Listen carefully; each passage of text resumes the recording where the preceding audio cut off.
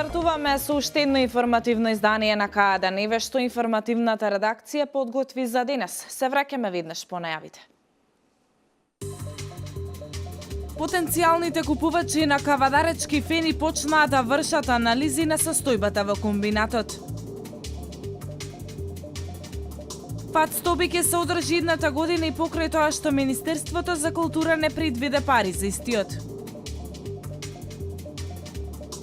Хашкиот трибунал пресуди доживотен затвор за поранешниот генерал на босанските срби Ратко Младик.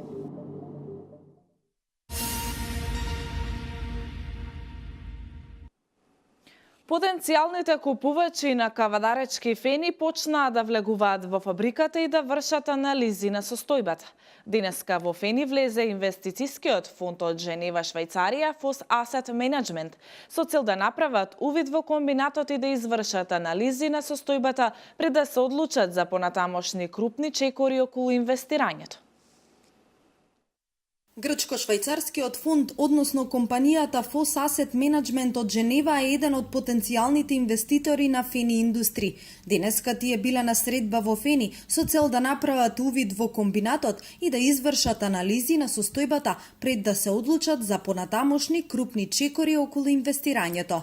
Како што дознаваме неофицијално, пред влезот на фабриката имало присуство на полиција, бидејќи имало најава дека претходниот заинтересиран инвеститор, односно Енекот, нема да им дозволи да влезат во комбинатот, но за среќа немало никакви проблеми.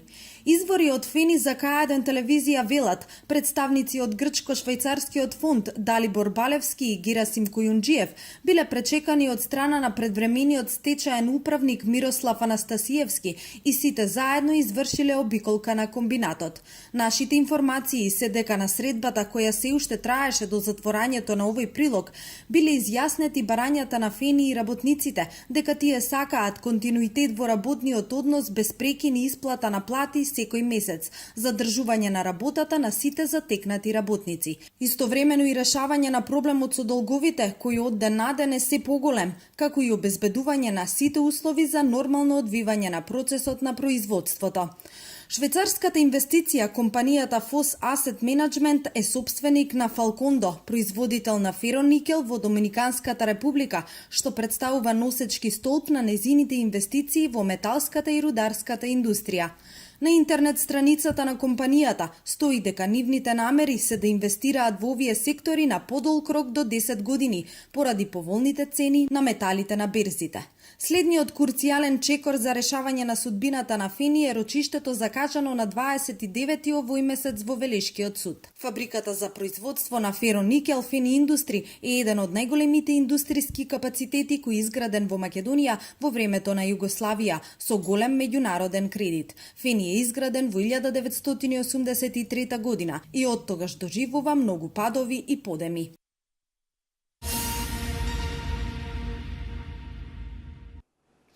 На новинарско прашање вице-премиерот Кочо Ангјушев рече дека доверителите на Фени Индустри ќе бидат обештетени. Кој од заинтересираните компании ќе биде оператор, Ангјушев вели дека ќе одлучува одборот на доверители. Позитивна работа во целиот овој случај била високата цена на фероникелот на светските берзи. За Фени ја знаете состојбата, таму се прави напор и мислам дека тој ќе биде успешен да се фабриката рестартира. Добра информација е тоа што во моментот цената на фероникелот погодува и ние како влада се потрудивме да обезбедиме колку што може повеќе инвеститори да се направи еден конкурентен процес, да во рамките на тој конкурентен процес се обезбедат средства за доверителите да бидат колку што е можно повеќе обештетени. Од она што јас го имам како сознание, а мислам дека сум добро информиран, јас очекувам да компанијата биде рестартирана, да сите доверители бидат обештетени, да банките се договорат со новата компанија која што ќе земе одговорност за работењето на Фени, за дел реструктурирање на кредитните линии, а дел задоволување, значи од плаќање на тие кредитни линии, а додека останатите доверители да бидат во целост обештетени. Која компанија на крај ќе биде оператор на Фени, односно која компанија конечно ќе стане собственик на Фени, за тоа ќе се одреди согласно законска постапка од одборот на доверители.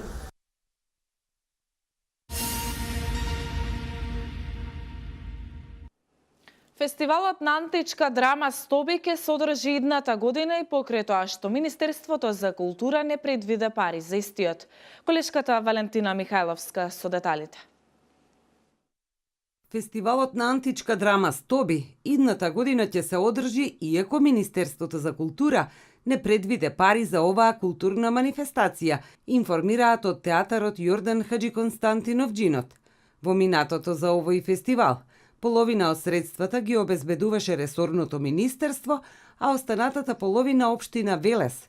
Директорот на Велешкиот театар Дециден: фестивал ќе има. Јас се фрапирав кога слушам дека ќе нема фестивал. Ќе има фестивал, гарантирано.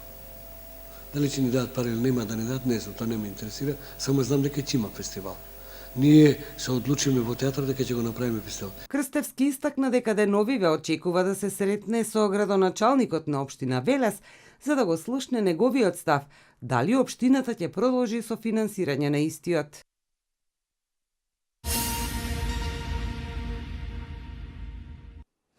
Продолжува вакцинацијата на добитокот за болеста јазлеста кожа, поради што вирусот се уште е присутен во регионов. Вакцинацијата се покажа како успешен начин за ставање под контрола на ова заболување во фармите. Вакцинирање за справување со добиточната болест јазлеста кожа ќе се врши и во 2018 година од страна на Агенцијата за храна и ветеринарство со помош на Европската унија. Експертите сметаат дека е потребна координирана масовна вакцинација на говедата, што е на ефикасна контрола на болеста, која, иако досега беше карактеристична за африканското подрачје, а сега стана наш регионален проблем. Експертите велат дека ширењето на болеста е спречено во оние држави каде вакцинацијата е успешно спроведена. Вирусот на јазлеста кожа се уште е присутен во регионот и покрај високата покриеност со вакцинација во југоисточна Европа. Можни се епидемии и ширење на болеста онаму каде што нема доволно покриеност со вакцинација. Речиси 0,3% од вкупната популација на говедата беа заболени и сомнителни во 2016 кога за прв пат се појави оваа болест.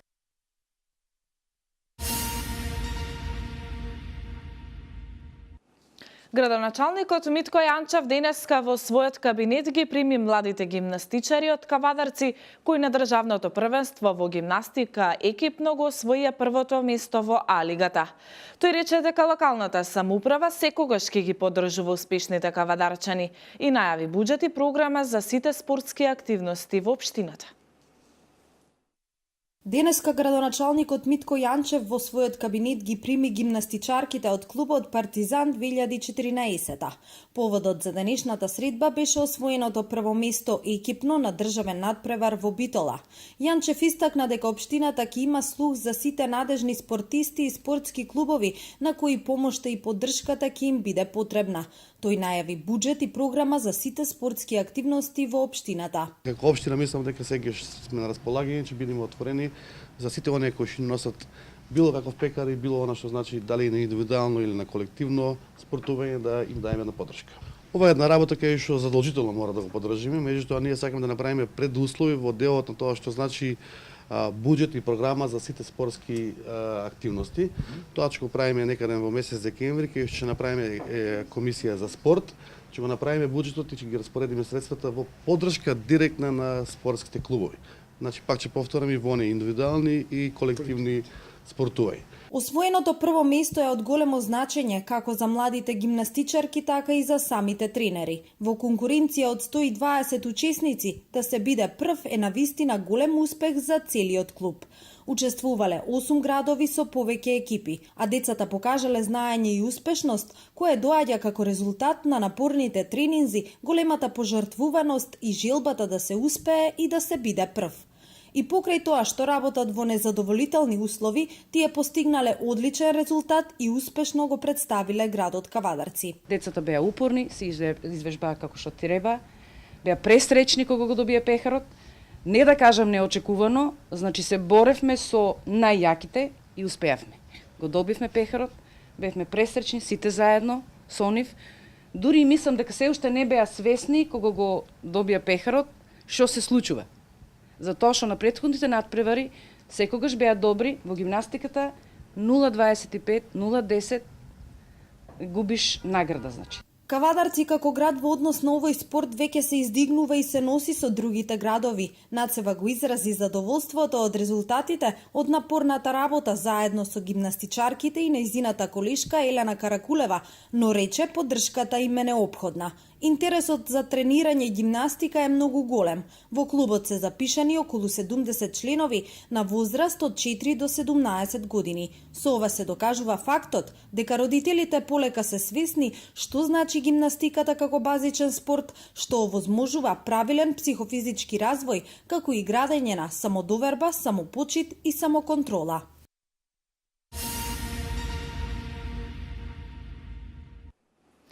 Средното општинско училиште Гимназија Кочорацин вечерва слави голем и значаен јубилеј. Оваа учебна година училиштето одбележува 160 години гимназиско образование во Велес. Јубилејот е важен датум во образовната и културната историја на нашиот град, кој на Македонија и дал голем број истакнати имиња од областа на просветата, културата, литературата и општествениот живот. Горди сме што ги продолжуваме светлите традиции на Жензифов, Джинот, Главинов, Чуповски, Рацин и многу други значајни културни дејци, велат од Средното општинско училиште Гимназија Кочорацин.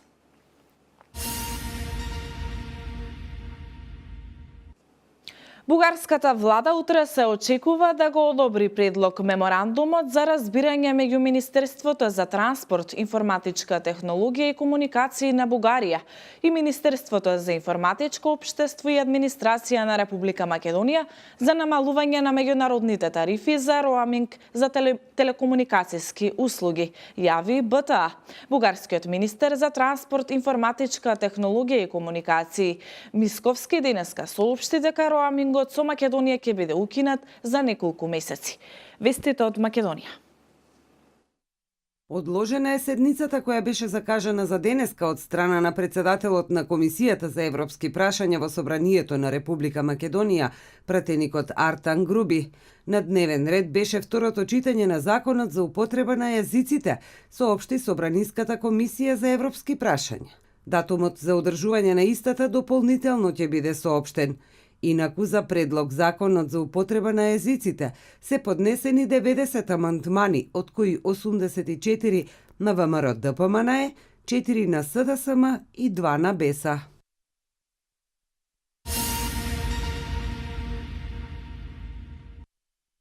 Во третото тримесечје од 2017 година во однос на истиот период од 2016 вкупниот број на превезени патници во патниот превоз е намален за 3,7%, објави Државниот завод за статистика. Според видот на превозот, бројот на превезени патници во градскиот превоз е намален за 6,8%, во приградскиот превоз за 3,5%, во меѓуградскиот превоз е зголемен за 11,7%, додека во меѓународниот превоз зголемувањето изнесува 12,6%.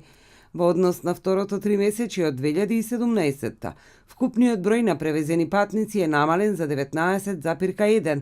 Според видот на превозот, бројот на превезени патници во градскиот превоз е намален за 15,6%, во приградскиот за 28,7%, во меѓуградскиот за 4,4%, додека во меѓународниот превоз е зголемен за 33,2%.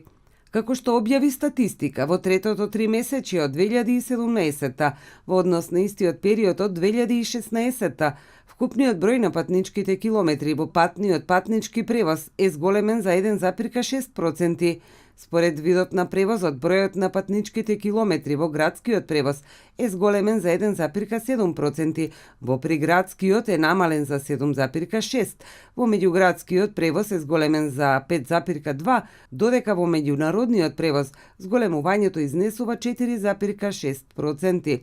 Во однос на второто тримесечје од 2017, вкупниот број на патничките километри е намален за 17,3%.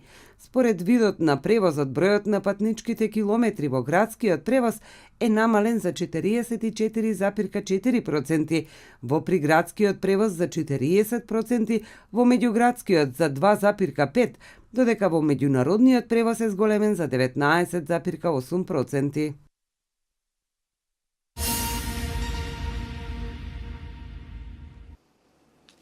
Државниот долг на Грција следната година ќе достигне 343 милиарди евра, што ќе представува негово највисоко ниво, како резултат на одлуката на владата во Атина за создавање на капитални резерви во износ од 13,7 милиарди евра, со цел земјата да може да се врати на пазарите на капитал. Како што јави атинскиот весник Вима, ваквиот долг е предвиден со предлог буџетот на Грција за 2018 година, кој се очекува да биде усвоен од парламентот на 22 декември. Вестите од светот. Хашкиот трибунал го осуди некогашниот командант на главниот штаб на војската на Република Српска, Радко Младич, на доживотна казна затвор. Ова е првостепена пресуда на која што постои право на жалба. Младич предходно бил оддалечен од судницата поради коментирање на постапката. Тој бурно реагирал додека судијата Орија ја изрекувал пресудата за тешки дела меѓу кои геноцид и истребување. Покрај членовите на неговиот приватен тим и семејството, читањето одлука го следеле и многу босански државјани, како и припадници во Сдруженијата на жртвите и затворениците од Југословенската војна.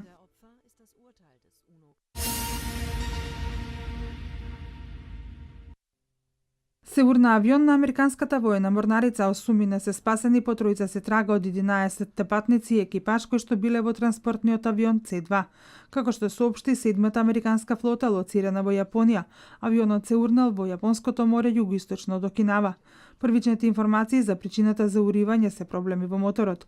Американскиот транспортен авион летел кон носачот на авиони Роналд Реган, кој што бил дел од заедничка војна вежба со јапонските морски сили за самоодбрана во близина на архипелагот Окинатори.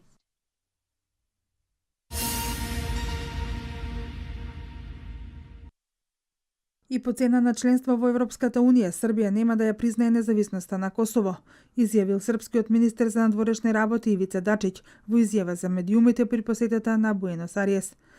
Сакаме праведно и трајно решение, но нема никогаш да ги признаеме едностранните акти, па дури ни по цена да влеземе во Европската Унија.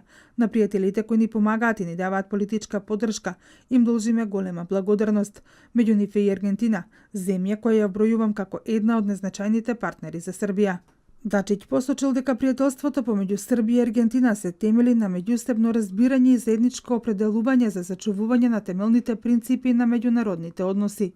За проблемот Србија-Косово, тој изјавил дека постигнувањето на политичко решение во однос на прашањето за Косово е национален приоритет за Србија и дека во таа насока српскиот претседател Александар Вучиќ покренал иницијатива со која во Косово е отворен внатрешен диалог со цел изнаоѓање на заеднички и трајно одржлив договор.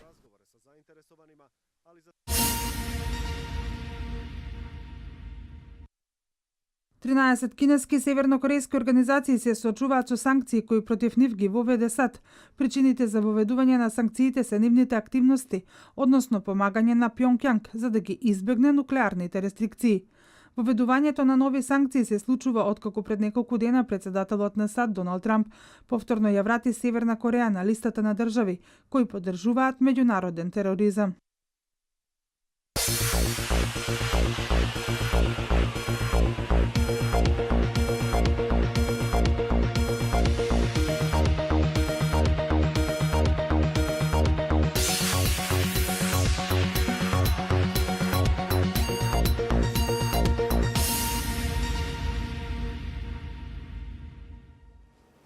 Нов влажен бран во земјава и пониски дневни температури се очекуваат од почетокот на наредната работна недела. Метеоролозите до тогаш предвидуваат стабилно и суво време. Утре ќе биде најтопло и најсончево, додека во петок и за време на викендот на повеќе места ќе има значителна облачност, а по одделни котлини ќе има појава на магла. Тука е крајот на дневникот. Ви благодарам за одвоеното време. Пријатно.